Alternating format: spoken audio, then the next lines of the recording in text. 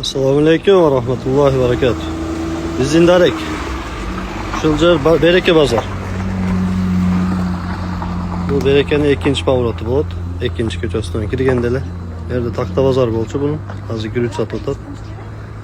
Zindarek shu yerda. Kelarasizlar.